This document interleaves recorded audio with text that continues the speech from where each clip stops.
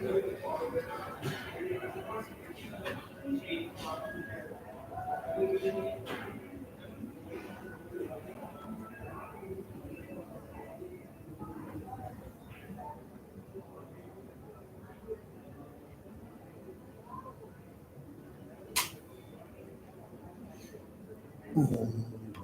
Bhuvasva Tatsaviturvarenyam Bhargo Devasya Dhimahi Dhiyo Yona Prachodayat.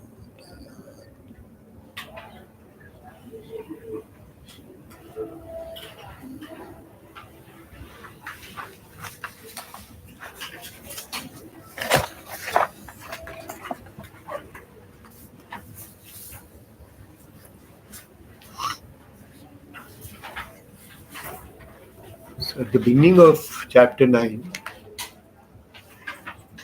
Bhagwan had said that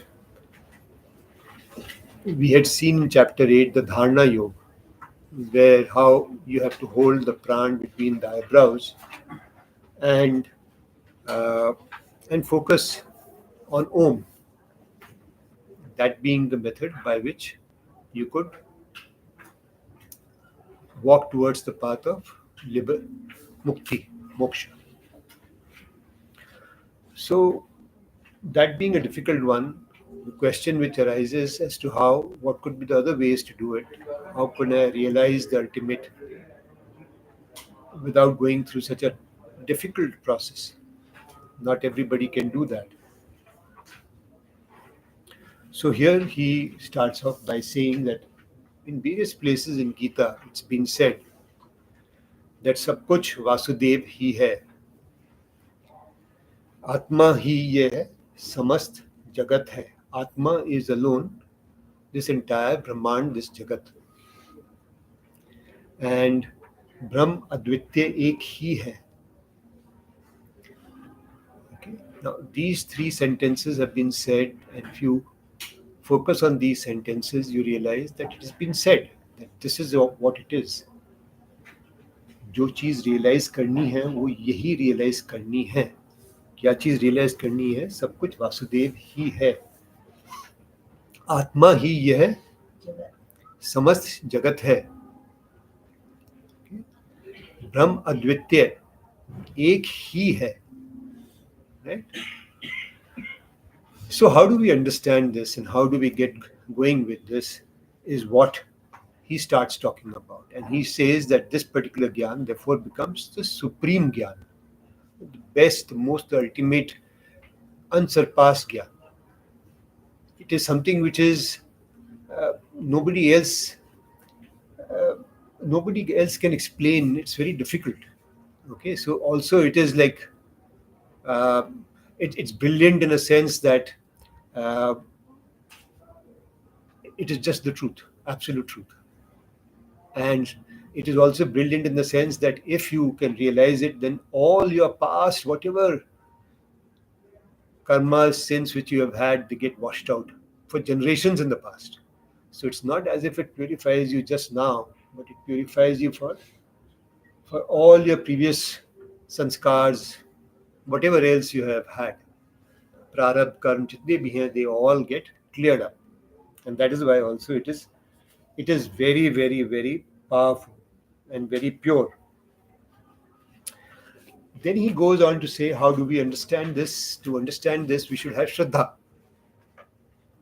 And without Shraddha, you cannot move forward. You have to have Shraddha in the sense that the person who understands that this body itself is Atma, he is going to keep doing things which will lead to only causing sin to happen. So first step, he says, is that treat Atma to be different from the body. And have that Shraddha, that faith, by understanding it, by walking around with it, that yes, Atma is separate from the body. Then he goes on to look at shloka number 4. And we'll understand shloka number 4 again. We revise it a bit. And most I think most people would have understood, but those who have not, we will just go through it. Shloka number 4 and 5, so that we are able to understand another facet of what Atma would be and how to understand it. Muj avyakt Paramatma dwara, that which is avyakt, that Paramatma. Avyakt means unmanifested, not visible. मेरा जो परम भाव है जिसका स्वरूप प्रत्यक्ष नहीं है, means it's not visible, directly visible, यानी मन बुद्धि और इंद्रियों का विषय नहीं है. It is not the subject of the senses, it is not the subject of my mind, it is not the subject of my man, it is not the subject of my vivek, it is not my subject, it is not the subject of that. It is not understandable. You can't have these five senses and my man buddhi in a way to try and understand it. Okay, so it is something different. इस चीज से सारा जगत जो है व्याप्त है. So that which is invisible, that which is unmanifested, that which cannot be understood by the senses, that which cannot be understood by the mind, is pervasive. It's pervading everything. Okay, just as the example being given, just as the air which is there, it pervades everything. That is the way. And it is subtler than that, therefore, it is even pervasive in a more subtle way. Okay. Now, therefore, what is understood by that statement? That if something is very subtle and everything, that thing is pervasive, then all the things which are around are based in that which is all pervasive. That's how we understand it. Right? So it is, in a sense, holding everything together, and also because we understand that because of his presence, the Paramatma,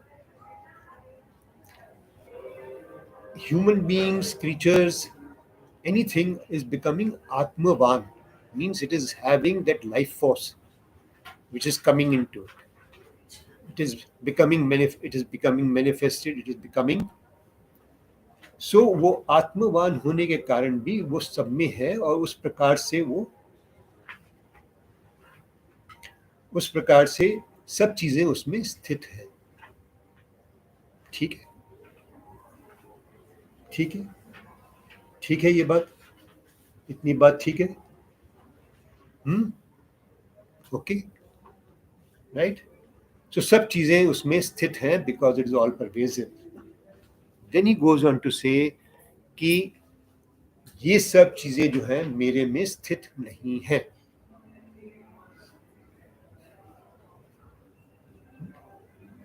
क्यों स्थित नहीं है? Because let's understand the nature of Atma. Atma is something which cannot be in contact. It cannot touch. There cannot be any combination.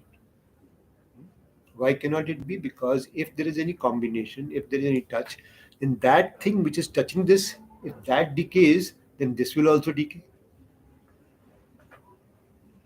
Right? If something happens to that which is holding on to it, for example, let's say there is milk and you put something in it, let's say some salt, then what will happen? Milk will also get spoiled. So there's no way, nothing can happen to this, therefore there's no contact which is possible. If you put it in something, nothing will happen to this. It cannot touch it. That thing in which it is gone, that also cannot get to affect it. It is nirvikar. It is immutable. It is unchangeable. It is not affecting. It is not touching. Cannot have contact with anything. In that, if we understand that, then all these things which we are saying are based in that Paramatma, that Avyakt, okay, that we said was not visible, which is beyond the mind and the senses. Okay. That which is supposed to be all pervasive, and it is pervasive, but it is supposed to have everything based in it. Well, that basing in it in that sense is not possible. That is what is being said. In the sense that हम लोग सब उसमें स्थित नहीं हैं. In the sense that कि हम उसमें जो हैं, कोई उसमें कोई छू नहीं सकते, उसको कोई परिवर्तित नहीं कर सकते, वो एक तरह से अलग ही है. Okay, so far we understood that it was different from the body. Now we are saying that the body cannot be in that all pervasive Atma. Then we go on in shloka number 5. In the same manner, it cannot be inside us also.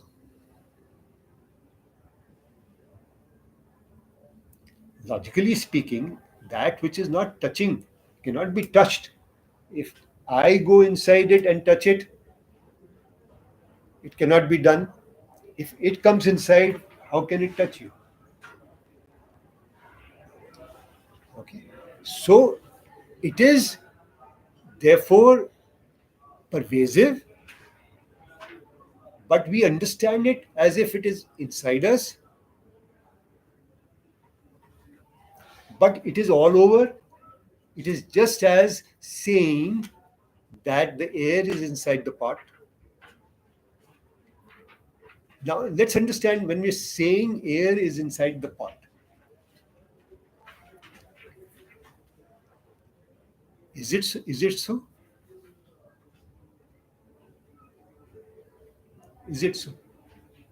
It's a perception, because the pot is a perception. Pot is a perception, right? And therefore, that air which is there all over, suddenly you say it is inside the pot. Because that perception which you created of the pot suddenly started defining that air which is there inside the pot. You break the pot, where is the air?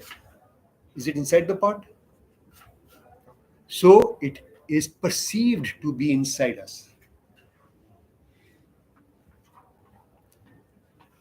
It is perceived to be inside us. Are you getting the logic? आत्मा हमारे में, हम उसको अध्यास रूप, okay, let's say, what's the English word to be used? It is perceived that it is inside us. Yeah, but like air has a certain composition, there's a chemical composition to it, everything, but like then what about the other one it has? It will have nothing, no such chemical composition. If it had chemical composition, you could be able to define it. Okay, within the concepts of what the Brahman as existence is, all the concepts, by studying them, by researching on them, you would be able to define them. How do you define anything?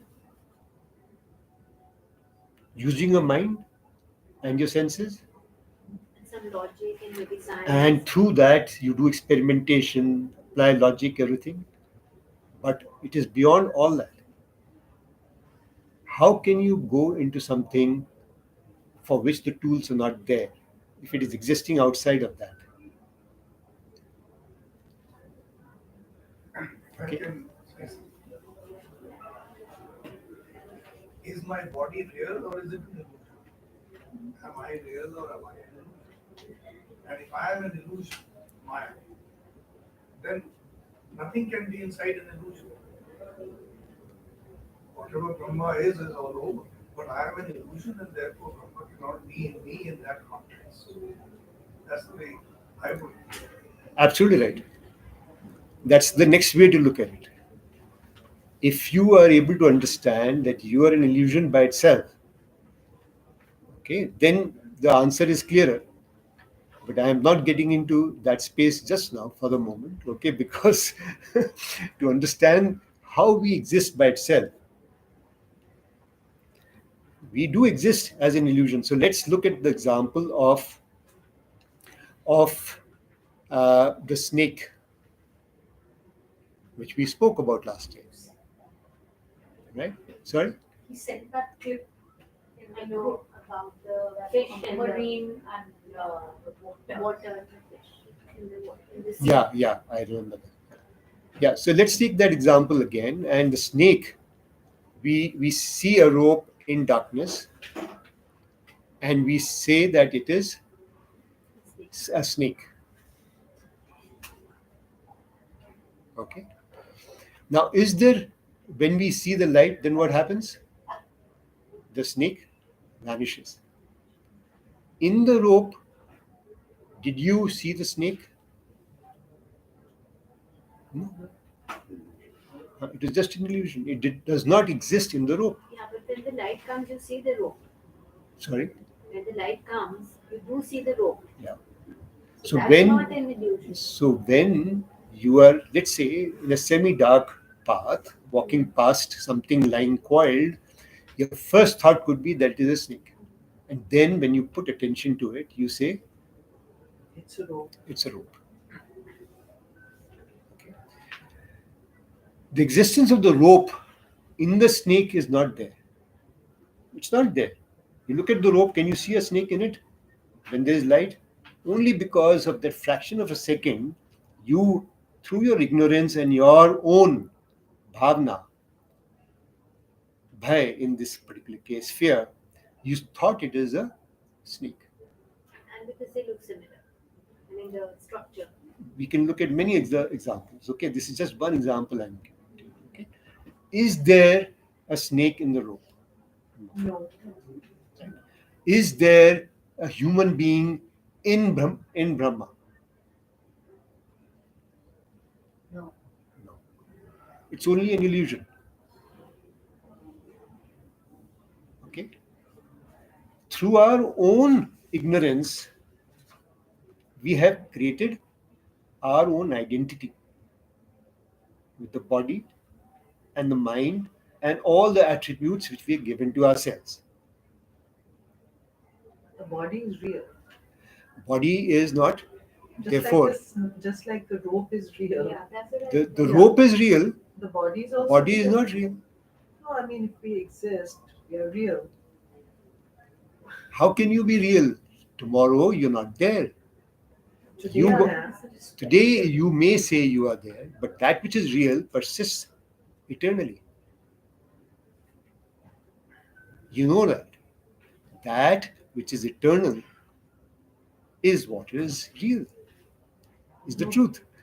This is a manifested short time form which has got created because of it's a bubble in the sea, on the seashore.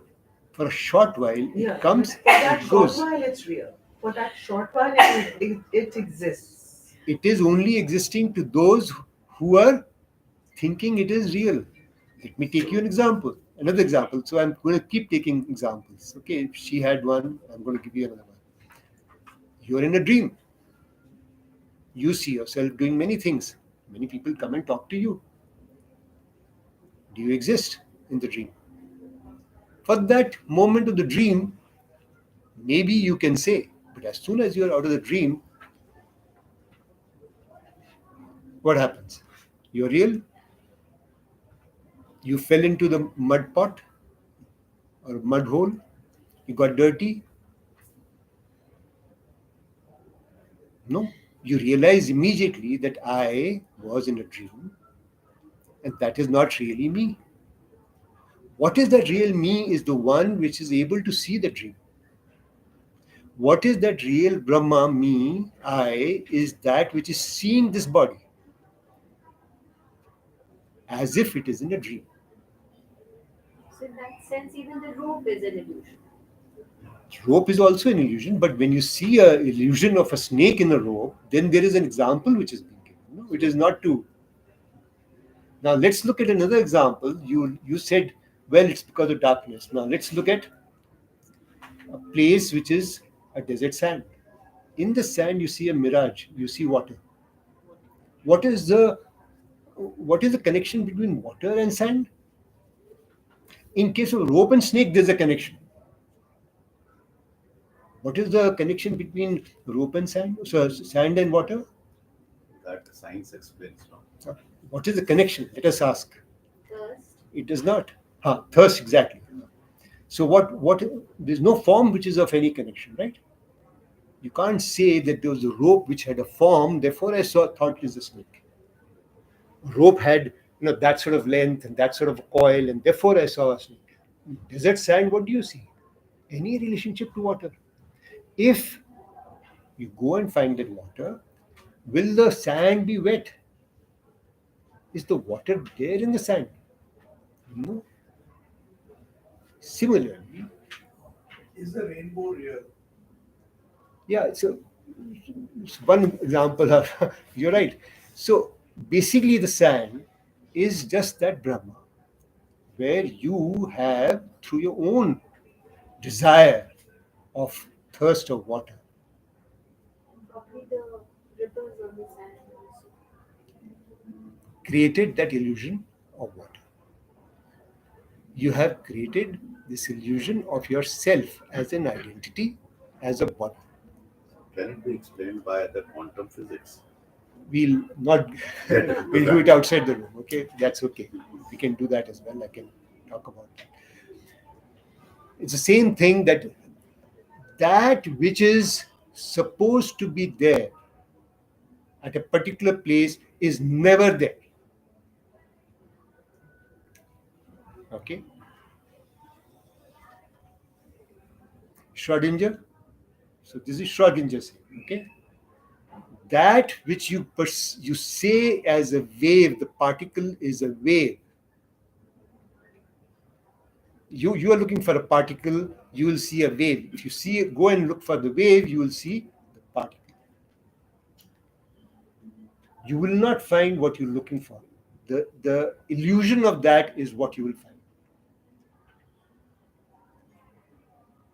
You can go to quantum. Okay, it's the same thing. Right? So there, what you're saying, there's a quantum of energy which is existing. As soon as you go and look for it, you only find. Sand. So all this is explaining it in that sense. I'm not wanting to define many things out there, but yeah, the important thing to understand is first that I and Atma separate from the body. This body is separate from I, the Atma. Second, we said it is not inside and I am not inside. There is no contact. It's totally nirvikar, without any change. Okay, and therefore, I start understanding that since I am not that, and it is something very different. Because that I, which is that Atma, which I am, is very different from this body, mind, senses, whatever. Okay? And that is, if we understand that, then you have a total understanding of what exists, does not exist, what is, everything is going to become clear. How do you understand it? We start by the exercise of looking at doing a karmas, right, which we have studied. Through the karmas as prescribed, as given, the practice of that, slowly will arise devotion, bhakti. Otherwise, that bhakti is going to be very, very superficial. You will not understand this sentence which I spoke earlier, that all this is Vasudev alone. Sab kuch Vasudev ही है. Okay? You'll start understanding that, or you will start understanding that once you are able to purify yourselves with that karmas which you're supposed to be doing. With that devotion, when you move forward slowly, things will fall into place that you will. So it's a self supportive system. You take one step, he'll take two steps. And you'll start movement happening. You will, for example, today say that I am not getting angry, as much angry as I was getting earlier. So, what will happen?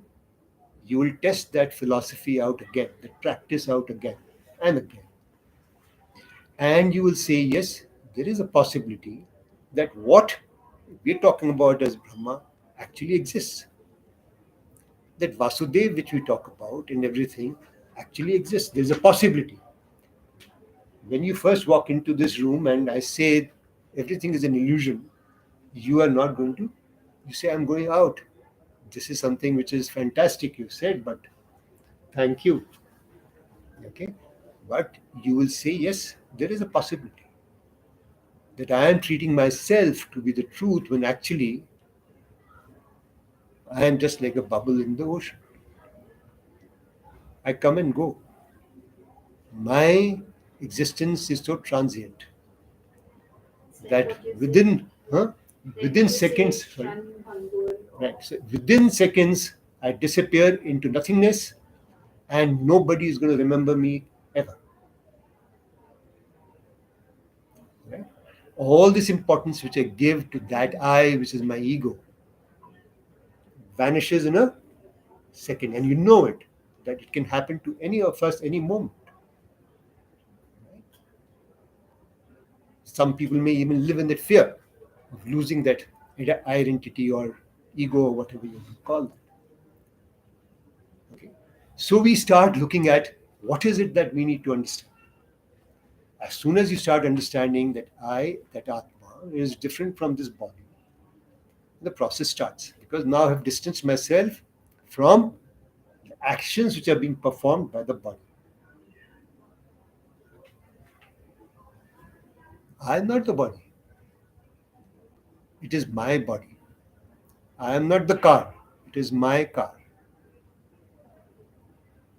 Are you getting it? We had that example earlier. I see a lovely car, I buy it, I come home and say, this is my car. I say my car, or are you the car? So this is my body. I like it. It's beautiful. But am I the body? No. See the distinction. so the Maya is the Who is that calling my? yeah. So like Right. So in this particular case, I'm using that context. Though Atma cannot be saying my. Okay. So I'm just explaining it as a concept. Okay.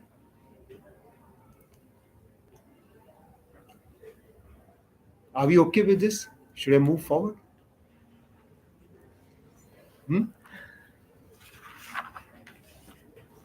maybe a few more examples of They'll keep coming. I haven't prepared them like that. They'll keep coming. Okay. Yeah. So they keep coming with various things, various thoughts, various ways. Okay. But essentially, we are understanding that that which is Atma is totally different from this body. First thing, it is separate. It is so different that it is opposite of what the body is. It is not made of flesh and whatever else. Okay, it is eternal, so it cannot be like this non-eternal body, transient body. It is not like thought which is moving from one place to another. It is always there. So look at anything which we have in a context. It is not that. It is totally opposite.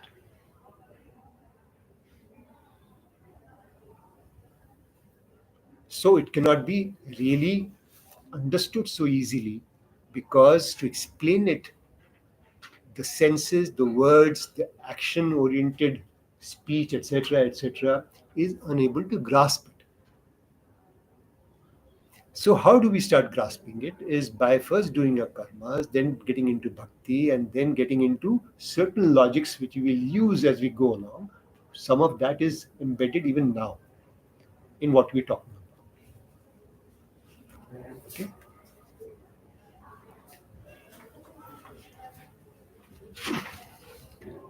So I'll go to shloka numbers. I have done the 5. I have said it is not like this. So we've done that. I'll go to 6. Is it okay? Or you want to read the 4 and 5 in English? 6 is fine. 6 so easy, hey, but we'll find some interesting things after that. So that's why I'm just first trying to close 4 and 5. You want to read anything in English or it's okay? Can we move forward? Yeah. Hmm? Is it okay? I think the And you- last para in 5 is making a little bit of sense. Is making a Making some sense of what he was thinking, separating the body.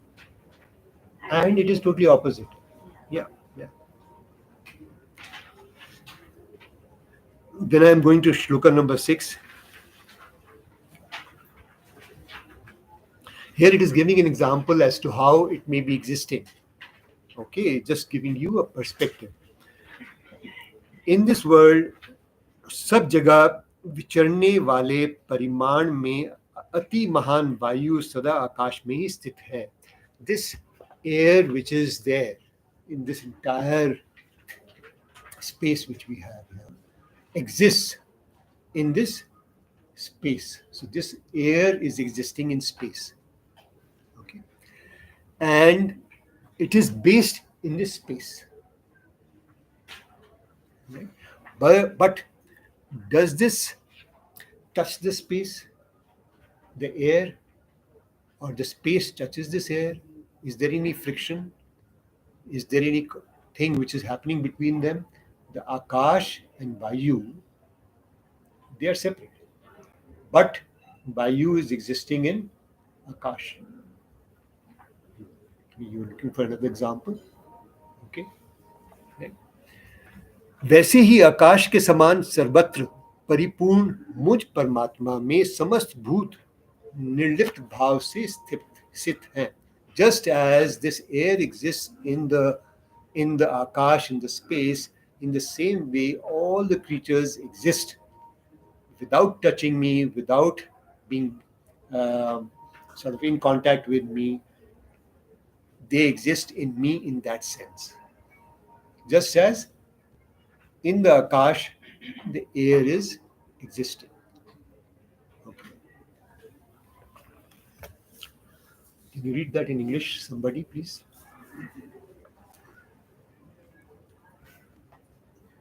6. Yeah.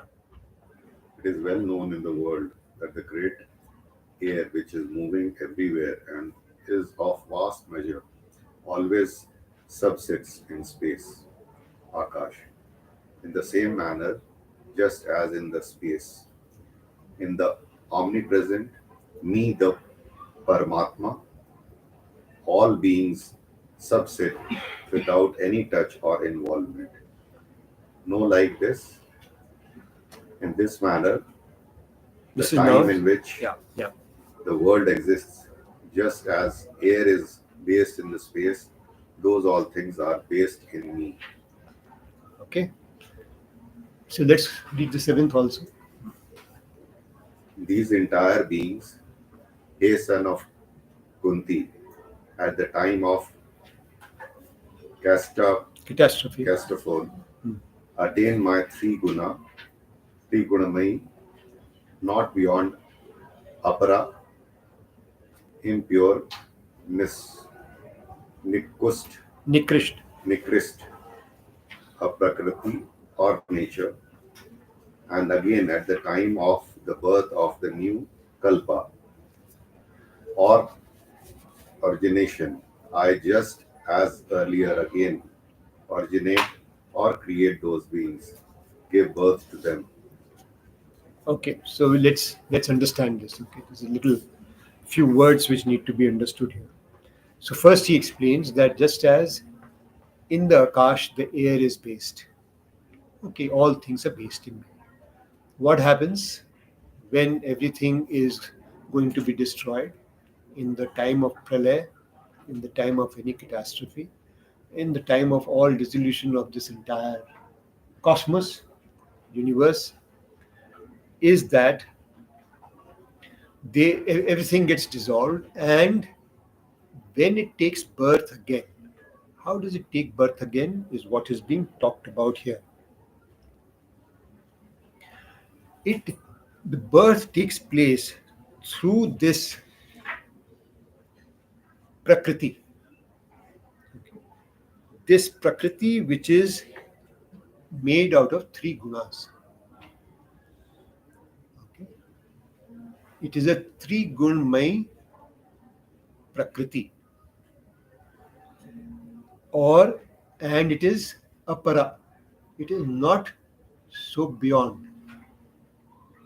Okay, it is beyond, but it is not so beyond. Apara. Let's understand. We see this manifested space where we are living. Beyond this is the unmanifested prakriti, the nature which is not visible to us. But it is, but it is, hmm? It is, we had read it earlier, it is invisible, hmm?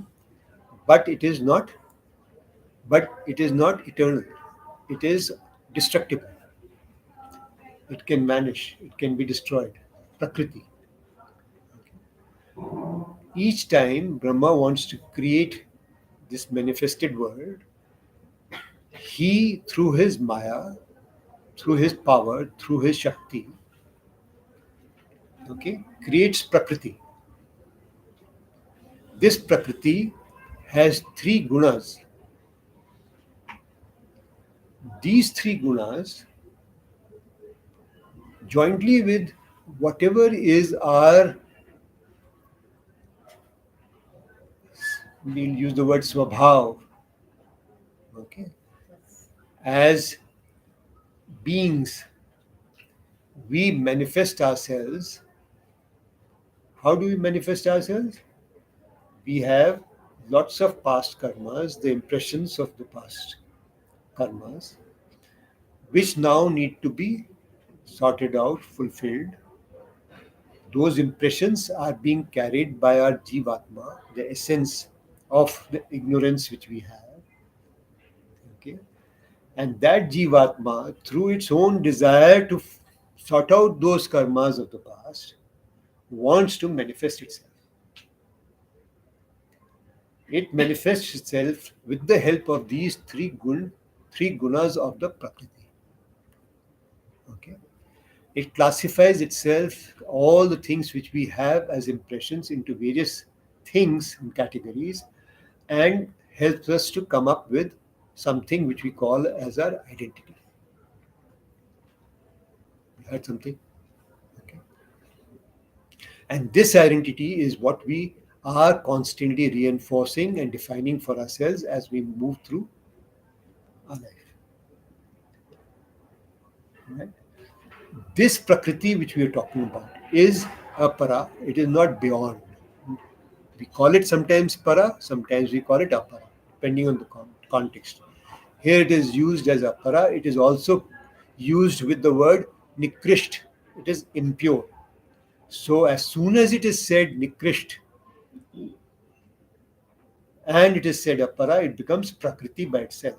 If it was para and if it was pure, then it would be Brahma.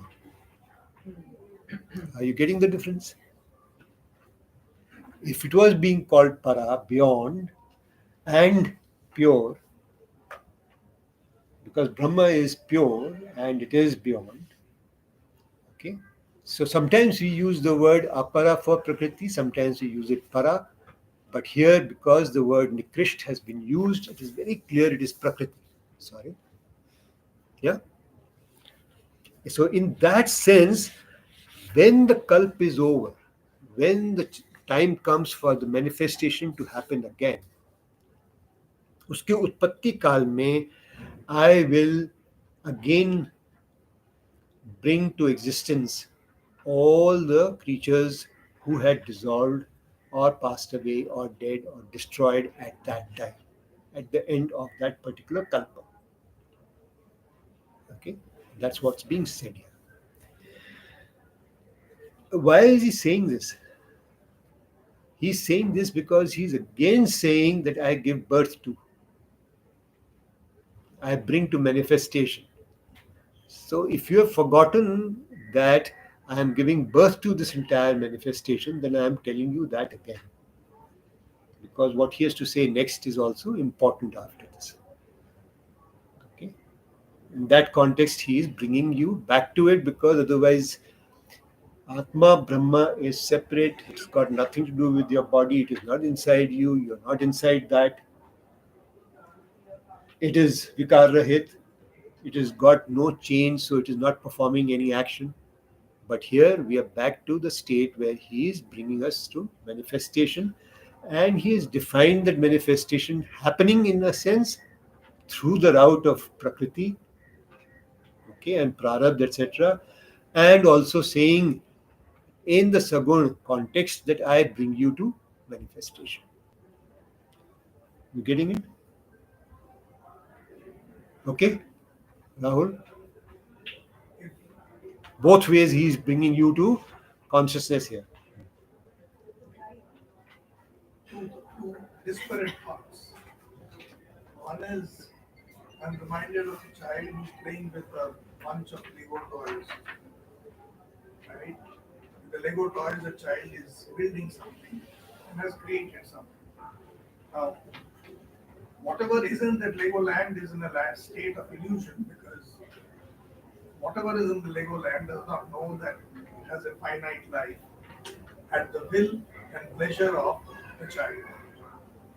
At some point in time, it gets destroyed, all those pieces are put back in a box, and then there's recreation, and there's a reinstatement, whichever shape and form. That's an example that flows through. I'm not yet clear how it relates to this, Yeah. but So let's look at the next shloka and we'll come back to but this. Sorry. Sorry. The other one is, as creator, creation means action, at least in the current understanding. What is wrong in that understanding? Because Brahma does not act. So how does he create? So that is what I was explaining by the other aspect of it. And I said that is the Nirgun way by which the creation is happening. Should I repeat that? Sure. Okay, because obviously you've not got got I it. didn't get that. So we, through our own impressions of the past, karmas, are carrying certain things which we have to resolve in the future karma. Clear? Right? At the time when Within the same kalpa, or with in, up, go beyond the kalpas. So at the time when the destruction happened in the previous kalpa, you got destroyed, but those impressions remain. dissolve. Yeah, those impressions remain. Okay, and those impressions have to be manifested again. So you are seeking a possibility of creating yourself through those impressions, and the prakriti which has been created by the power of Brahma with the three gunas combined together to have this manifestation to happen. So he is not directly creating you, he is indirectly using the power of the prakriti, the maya, with its context of the three gunas to create you. So if something is to come out of nothing, then the nothing is not really nothing. Yeah. So Brahma is not nothing. But that nothing that we're talking about is post dissolution or whatever you want. No, that is not nothing. That still has something. That is something which has been defined, which has been defined already. as Satchidanand Swarupa, that which is the ultimate truth, Sat, which is subtle as consciousness, and even more so. Chit, Anand is bliss. But if it is Okay, the ultimate truth, then why will those impressions try to create another Maya? so those Which is not impressions, true. those impressions are being carried by those who are ignorant like us. Okay, But we are gone. so therefore we have to now resolve them. We And don't exist. sorry, But we don't exist. you At the are end of the kalpa. You manifest. I'm talking about the end of the kalpa. you are existing in the form of those impressions. Okay, Let's leave it as that. इस प्रकार अविद्या रूप, and this is going to explain some of it, but not the entirety. Rahul will find more answers to that. Okay, अपनी प्रकृति को वश में करके I am controlling this प्रकृति. Okay, अपने वश में करके that I control it. मैं प्रकृति से उत्पन्न हुए इस विद्यमान समग्र अस्वतंत्र समुदाय को, जो कि स्वभाववश अविद्या आदि दोषों से परवश हो रहा है, बारंबार रचता हूं. I am creating this entire set of people, all these creatures who are helplessly trapped in their own impressions. That's what he's saying. Okay, can you read it in English, please? The eighth, the controlling my prakriti, nature. I again and again, through my prakriti or nature, create this entire existential, helpless magnitude of being, multitude of being, which by its own nature is dependent on flaws of ignorance, delusions, etc. Then you, the Parameshwar, who created this unequal, Unequal, yes, multitudal we'll hold of that. beings. We'll hold that particular statement. So, have you got the hang of this particular one, which is saying that how he brings it to existence? Okay, can we read that again? Somebody from the back, read it aloud. Controlling my prakriti, nature, I again and again, through my prakriti or nature, create this entire existential helpless multitude of beings, which, by its own nature, is dependent on flaws of ignorance, delusion, etc. So it is caught up in its own delusion, and therefore it is helpless, and it has to come into existence, which I am bringing to existence with the help of Prakriti. Okay. So let's read the next sentence now, which is very interesting. तब तो भूत समुदाय को विषम रचने वाले आप परमेश्वर का उस विषम रचना जनित पुण्य पाप से भी संबंध होता ही होगा. If you are creating this unequal world, then you must be having a relationship with that which you have created. Please read this again. Then you, the Parameshwar, who created this unequal multitude of being, must be in relationship with these unequally created sin and virtues too. Yeah. On this doubt, Bhagwan spoke these words. Correct. So people will say that since it's unequal and it is something which you have created yourself, you're bound to have a relationship. किसी को अच्छा बनाया, किसी को बुरा बनाया, किसी को virtuous बनाया, किसी को छोटा बनाया, किसी को बड़ा बनाया, तो आपने कुछ सोच के बनाया, तो कोई रिलेशनशिप होगी ना. सोचा होगा, अपनी कुछ लगाया होगा, तभी कुछ ऐसी किया होगा, क्योंकि वो जब बना रहा है तो कुछ सोच के बनाया होगा. Am I right? Okay. खेल खेल में भी बना सकते हाँ, हैं। खेल खेल में बना सकते हैं, पर As, हाँ, तो राहुल अब ये says बता that रहे it हैं will अगले go. श्लोक में कि मैं किस प्रकार से ये बनाता हूँ। ठीक है, मैं किस प्रकार से एग्जिस्ट करता हूँ। जो बच्चा वो बना रहा है लेगो का, वो अपनी भावना के अनुसार, okay, as per his desire, he is creating something out of pieces which he is putting together. So let's understand how he is creating. Okay. Hey Dhananjay, maybe you read in English, it will be much faster. I'll read otherwise. It's 9, no? Where 9? Yeah. Yeah, 9 can be circulated. कर दीजिए जरा. Chapter 9. Shloka 9. Yeah, Can you circulate shloka. it? Sorry. But Hey we have- Dhananjay. Sorry. We haven't read this The- slide we haven't read. The last slide. We have read that. Notes and explanations from one हाँ, to the eight. notes and explanations I have not read Yeah. because I have explained. I have used the logic I have used to help you.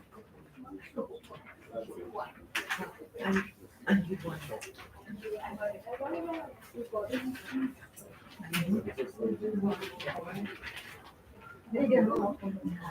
You got it all memorized. Anybody else?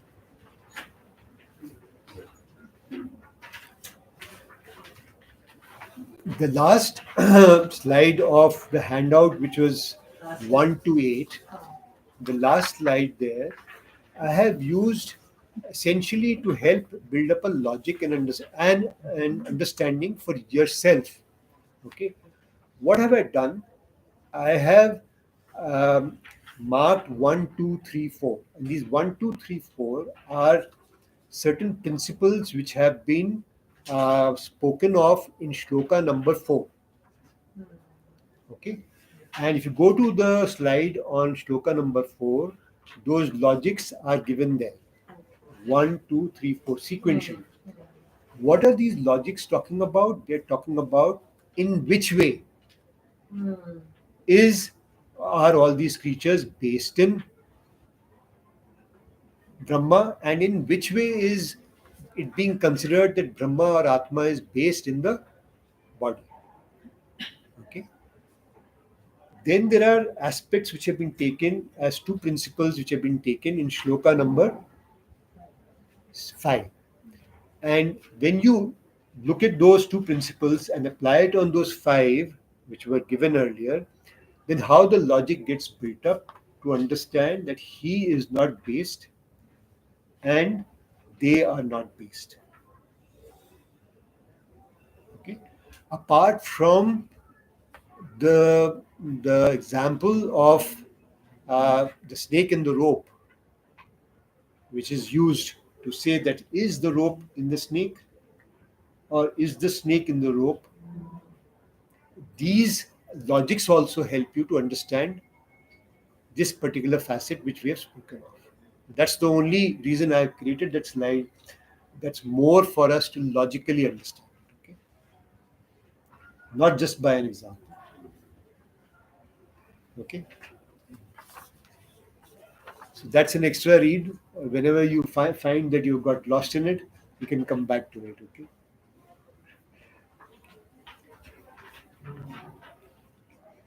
The karma of being instrumental in the creation of this unequal multitude of human beings do not bind me, the Ishwar.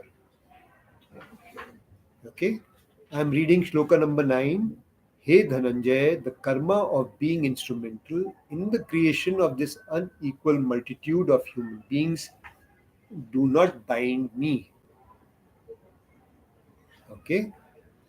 The Ishwar. The reason that there is no relation with the karmas is explained because you had raised the point that there must be a relationship. So, but there is no relationship with the karmas because what I have created by that karma, those karmas don't bind me. Okay. I stay in those karmas like one unconcerned, udasin, For Atma is immutable and unattached. Hence, I subsist just as someone unconcerned, based like a person who is indifferent. I subsist like that. And in those karmas, I do not have an attachment relating to the fruits. And I do not have the pride that I am the doer. Hence, these karmas don't bind me. भगवान कहते हैं कि मैं ना तो इसका करता हूं, ना करने वाला हूं, ना इसको क्रिएट कर रहा हूं, और ना ही मैं इनके फलों से आसक्त हूं. I am not attached to these fruits. Therefore, I have no attachment. And therefore, I don't have any relationship with them also. In the next statement, by this it should be understood that likewise, the absence of pride of doership and absence of attachment to the fruit also does not bind others, which is repeating what was said for us. If we also perform an action without having an attachment to the outcome or having the doership in our mind, then we are not bound by the action karma. In the same way, Prabhu also, Bhagwan also, whatever he does, he is not bound by it. So if we look at the manifested form of Vasudeva or Krishna Bhagwan and you go through Mahabharata totally, completely, in no case Krishna is performing any action where he is the doer, nor is he performing any action where he is attached to the outcome. Okay? He is playing a very powerful role model for us to understand. He's getting it done. Whichever way, he is not attached. And in his words, even to Arjun, whilst he sometimes expresses and tells him that you are my favorite, but he is treating him with as much diffidence and whatever else to make him understand that what is the truth. Okay? Because his objective is to make him understand the truth. So sometimes he's rough with Arjun also. Okay? You can sense that in some of the shlokas. So here again, he's chosen one person to. It give happens the to fruit. be so because that person has been specified is as somebody who has no bad intentions for anybody. It will be explained. If you are a person who is going to have no bad intentions about anyone, you will be like Arjun, and therefore you will be adhikari. You will be one who is supposed to be eligible for the gyan which you're getting. You will only get it then. You will get it partially before that. So, by this, that is understood apart from these karmas performed in any other manner by foolish persons are like the silkworm who forms a cocoon and gets into bondage. Okay? So, any other form of action which you're performing, and it's a blanket statement, karmas are causing bondage. We understand that right from the beginning. Only these two aspects of karmas will not allow bondage to happen. Okay. So here there is a doubt. I create this multitude of beings and I stay in it as if I am unconcerned. This is quite the opposite. So, how to remove this doubt is the next sloka. Number 10.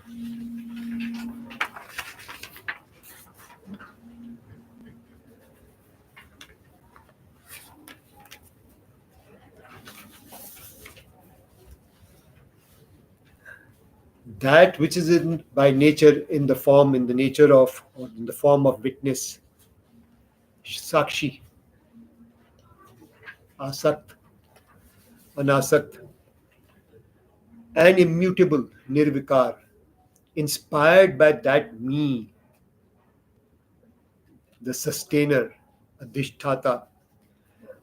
This Maya with its three gunas, Prakriti, gives birth to or creates this entire animate and inanimate world. So he is now saying that the Prakriti is creating this entire world through, okay, through this immutable, the power of this immutable,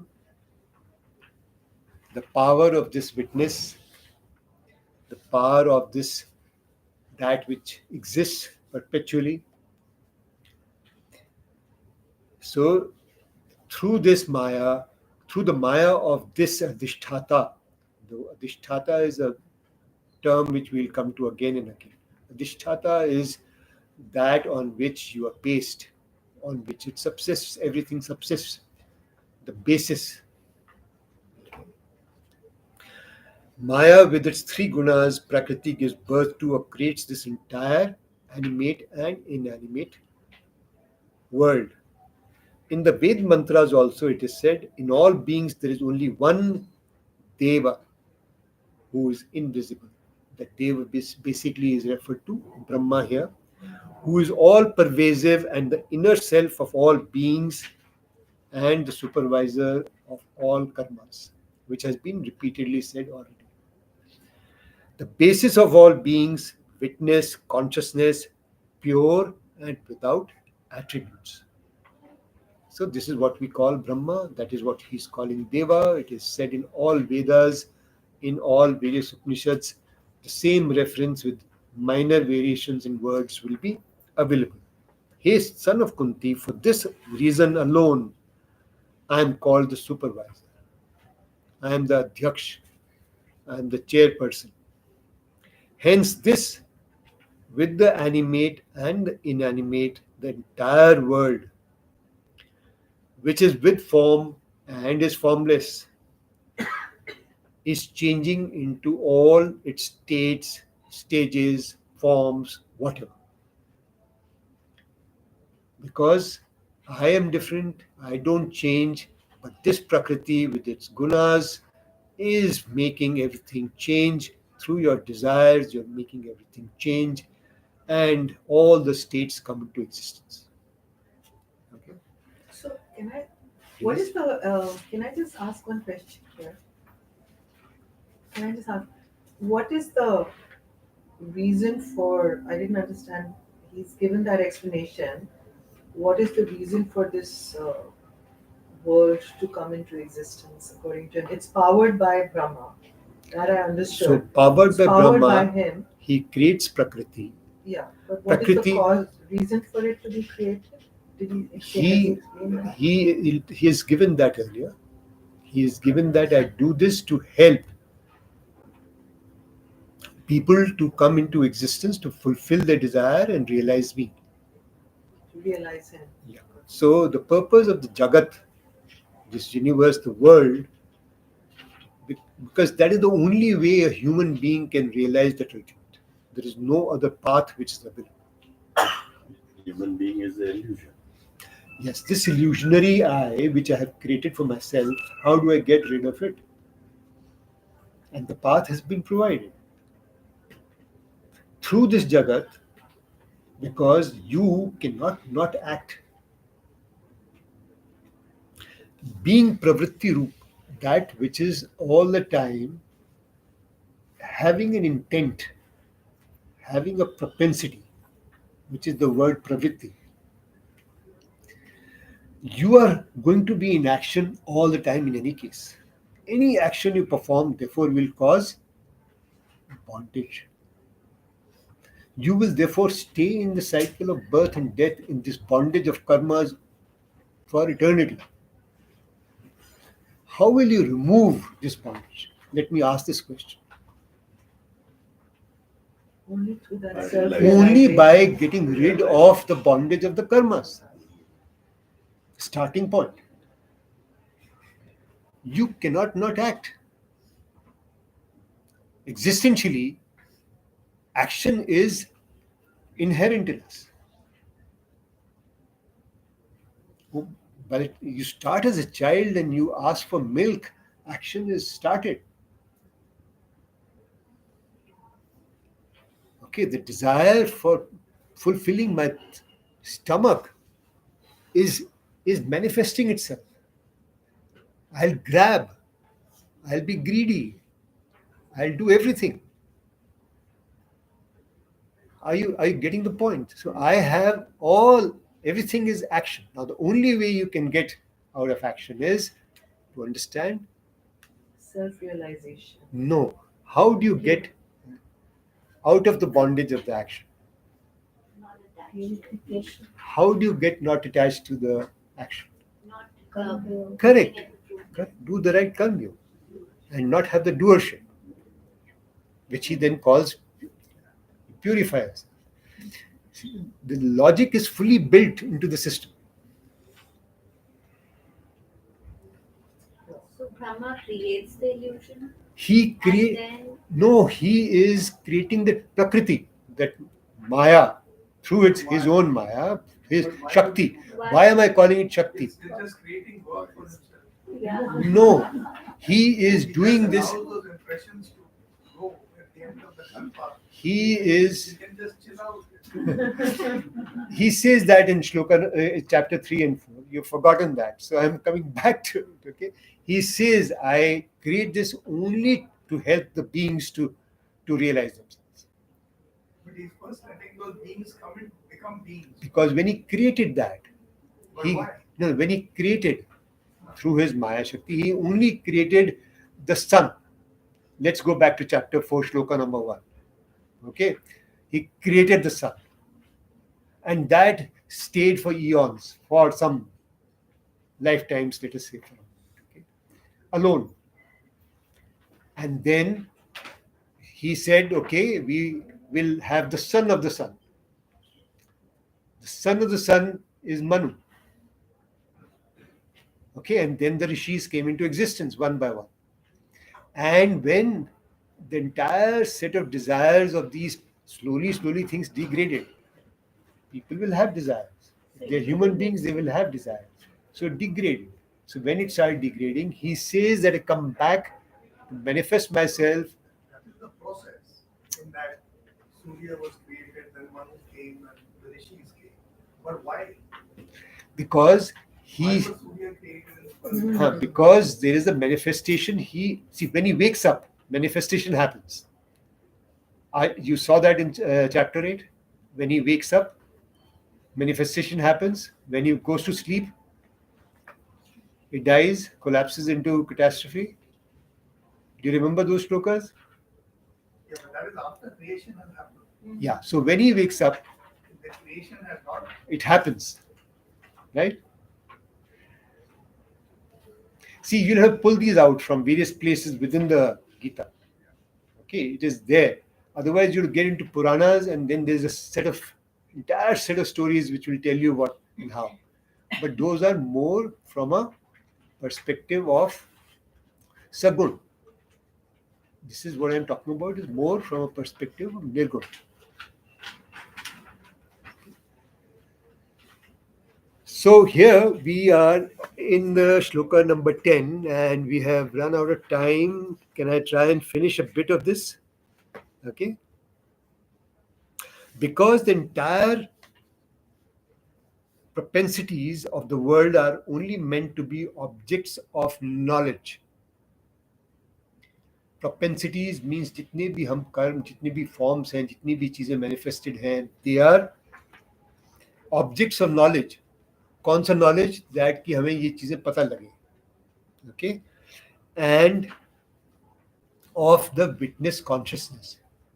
Okay, so the witness consciousness knows about it, and this is all that we have to find as our objects of knowledge.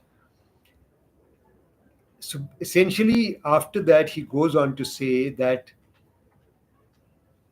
there is only one supervisor, there cannot be any other supervisor, and therefore there is only one which is there as a as the consciousness, the ultimate consciousness. And I think we'll take this more in the next session, and we'll start from shloka number 10 again. Yeah, again. Okay, because to complete this will take another And if you can 5 to 10 time to minutes. understand what is the witness terminology that is, Sakshi, yeah, but what's the context? It's not today, but maybe. because he has said that he is not touching anything, he is not coming in contact with anything, he is not involved with anything, he is not engaged in that sense with anything. In that context, he is Sakshi. He is also removed from the body. So therefore, he has vision. Well, that's a separate thing. First, understand witness, and then we'll understand. Yeah. Thanks. It's like Krishna. Yeah. Yeah.